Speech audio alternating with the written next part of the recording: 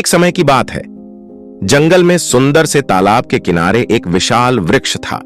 उस वृक्ष पर बंदरों का साम्राज्य था। उत्पाती बंदरों के भय से दूसरा कोई पक्षी तक उस वृक्ष पर नहीं बैठता था। एक दिन एक महर्षि और एक राजकुमार जैसे ही उस वृक्ष के नीचे आकर बैठे, वानरों ने अपने स्वभाव के अनुरूप उत्पात मचाना शुरू कर दिया। परेशान होकर महर्षि ने वानरों से पूछा, तुम इतना उत्पात क्यों मचाते हो? किसी राहगीर को चैन से विश्राम भी नहीं करने देते, क्यों? वानरों का सरदार उपेक्षा से बोला, इसलिए कि हमें मनुष्य जाति से ईर्ष्या है। भगवान ने आप लोगों को खूबसूरत और खुशहाल बनाया है और हमें बदसूरत व बेहाल। इसमें भगवान को दोष देने का न कोई औचित्य है न कोई लाभ। जो जैसे कर्म करता है, जैसी आस्था रखता है, उसे वैसा ही फल प्राप्त होता है। महर्षि ने समझाया, भगवान हर किसी को जीवन संवारने का समान अवसर देता है, पर कोई उसे पहचान लेता है तो कोई नहीं। बंदरों का सरदार चिढ़कर बोला, हम नहीं मानते कि भगवान सबको मौका देता है, यह सब बकवास है। मानो या ना मानो, तुम्हारी मर्जी। कहकर महर्षि पास के ही दूसरे वृक्ष के नीचे जाकर बैठ गए और राजकुमार को भी वहां बुला लिया। ईश्वर ने अपनी लीला का प्रमाण दिया हो जैसे। थोड़ी देर बाद ही आकाशवाणी हुई, हे वानरों एवं वानरियों, कुछ क्षण बाद आकाश में क्षण भर को बिजली चमकेगी।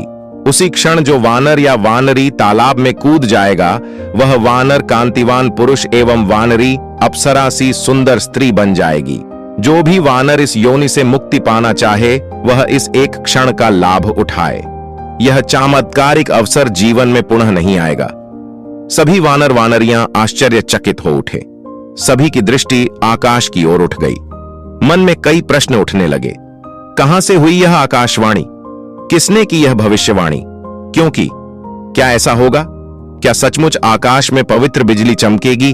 और क्या उस क्षण तालाब में कूदने वाले वानर वास्तव में पुरुष या स्त्री बन जाएंगे? सभी वानर इन प्रश्नों में ही उलझे हुए थे कि आकाश में पवित्र बिजली चमकी और इसी के साथ एक वानरी तालाब में कूद गई। बाकी वानर और वानरियां तालाब में से उसके निकलने की प्रतीक्षा करने लगे कि देखें आकाशवाणी सत्य होती है या नहीं। क्षण भर बाद उन्होंने देखा, एक अद्वितीय सुंदरी तालाब से बाहर निकल रही है। यह देखकर सभी को विश्वास हो गया कि आकाशवाणी सत्य थी। अगले ही पल सभी बंदरों में तालाब में कूदने की होड़ लग गई। एक के बाद एक सभी ने तालाब में छलांग लगाई, मगर जब बाहर निकले तो बंदर के बंदर ही थे। फिर डुबकी लगाई, फिर देखा, दसियों डुबकियां लगाईं, मगर रहे बंदर के बंदर। अब तो सबके चेहरे पर घोर निराशा छा गई। वे समझ गए कि कायाकल्प का वह अवसर तो केवल क्षण भर के लिए उपस्थित हुआ था, जिसमें वे चूक गए और अब इस जीवन में उनका कायाकल्प नहीं होगा।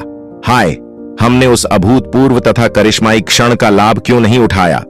सभी बंदरों ने मायूस होकर अपना अपना सिर थाम लिया।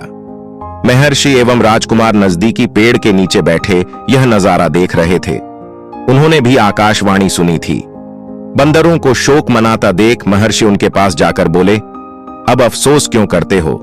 आकाशवाणी तुम सभी के लिए हुई थी, फिर तुम लोग सही समय पर तालाब में क्यों नहीं कूदे? बंदरों में से एक ने कहा, दरअसल हम अविश्वास और शंका में मारे गए। पहली बात, हमें विश्वास ही नहीं था कि ऐसा हो सकता है।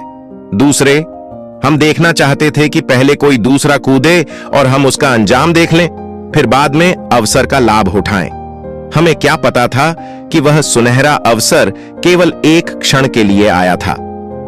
अब महर्षि और राजकुमार ने उस बंदरिया की ओर देखा, जो सौंदर्य एवं नारी सुलभ लज्जा की प्रतिमूर्ति बनी खड़ी थी। उसके बदन पर राजसी पोशाक और रत्न जड़ित आभूषण झिलमिला रहे थे। स्वाभाविक रूप से वह किसी राजकुमारी से कम नहीं लग रही थी। महर्षि ने उससे पूछा, क्या तुम्हें विश्वास था कि आकाशवाणी सत्य होगी? यहां बात विश्वास या अविश्वास की नहीं थी, अर्षिवर, पूर्ण आत्मविश्वास से कुमारी बोली। आकाशवाणी में कहा गया था कि जो भी वानर या वानरी उस क्षण तालाब में कूद जाएगा, वह मनुष्य योनि प्राप्त कर लेगा। यह नहीं कहा गया था कि वह कुत्ता, बिल्ली या कोई दूसरा जानवर बन जाएगा। आकाशवाणी सुनते ही मैंने निश्चय कर लिया था कि एक क्षण गंवाए बिना ही मैं तालाब में कूद जाऊंगी। यदि आकाशवाणी सत्य सिद्ध हुई तो मैं सुंदर महिला बन जाऊंगी, वरना बंदरियां तो रहूंगी ही। इसलिए मैंने अवसर को हाथ से जाने नहीं दिया और उसका जो सुफल मिला वह आपके सामने है।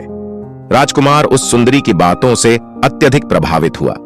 उसने उसकी सूझबूझ तथा अवसर का लाभ उठाने की कला की दिल खोलकर प्रशंसा की और तत्काल उसके सम्मुख विवाह का प्रस्ताव रख दिया, जिसे सुंदरी ने सहर्ष स्वीकार कर लिया। कुछ देर बाद वह सुंदरी राजकुमार के रथ पर सवार होकर बंदरों की बस्ती से दूर राजमहल की ओर प्रस्थान कर गई। इसी तरह की नई नई प्रेरणादायक कहानियां पाने के लिए हमारे साथ बने रहें। हमारी कहानियां आपको न केवल प्रेरित करेंगी बल्कि जीवन में सकारात्मक बदलाव लाने का भी मार्ग दिखाएंगी। सफलता, संघर्ष, आत्मविश्वास और जीवन के विभिन्न पहलुओं से जुड़ी ये कहानियां आपके भीतर नए जोश और ऊर्जा का संचार करेंगी। हर कहानी एक नई सीख और नया दृष्टिकोण प्रदान करेगी, जो आपको अपने लक्ष्यों की ओर अग्रसर होने में मदद करेगी। प्रेरणा से भरी इन कहानियों का आनंद लेने के लिए हमारे साथ जुड़े रहें और अपने जीवन में नई दिशा की ओर कदम बढ़ाएं। धन्यवाद।